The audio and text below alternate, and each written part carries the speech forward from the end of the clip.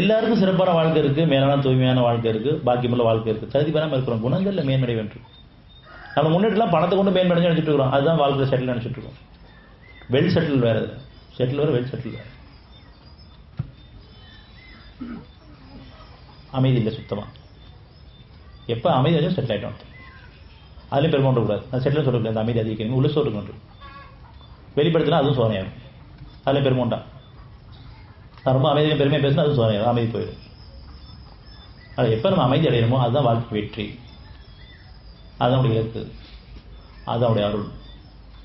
அது இருந்தால் மட்டும்தான் இந்த பொருள் உங்களுக்கு உதவியா இருக்கும். அந்த அருள் இல்லாமல் நம்ம கொடுக்கப்பட்ட இந்த எந்த பொருளும் சரி நமக்கு உதவியா இருக்காது. நம்ம தீமைக்கு தான் ஒரு நன்மைக்கு ஒரு காலம் உதவியா இருக்காது.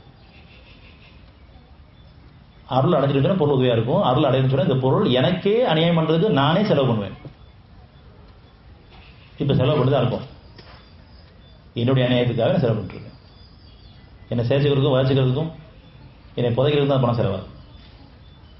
நன்மையில வாழ்றது செலவாகும். நல்ல உணவு சாப்பிட முடியல, அது அமைதியை கொடுக்கல, ஆரோக்கியத்தை கொடுக்கல. அதனால நம்ம இலக்கு பொருளா இருக்கக்கூடாது, இருக்கணும். அதான் அந்த குணமா இருக்கணும், பணமா இருக்கக்கூடாது. மற்றொன்று இருக்கிறது, அதுக்கு தகுதி பெறவில்லை.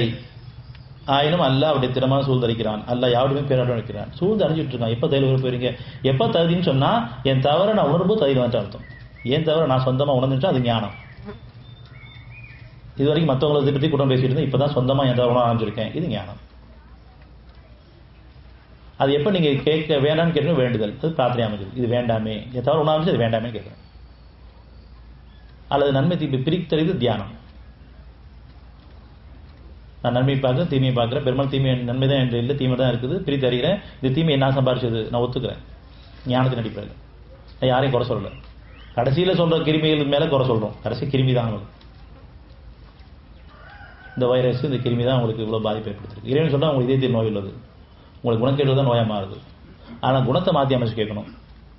அதில் சமாதானம் அடைஞ்சிடணும், சமாதானத்தை மற்றவங்க விரும்பணும். யாருடைய நன்மைகளும் நம்ம தடையக்கூடாது, எந்த தீமையும் உதவியாகவும் இருக்கக்கூடாது. இது நம்ம பிரார்த்தனையாக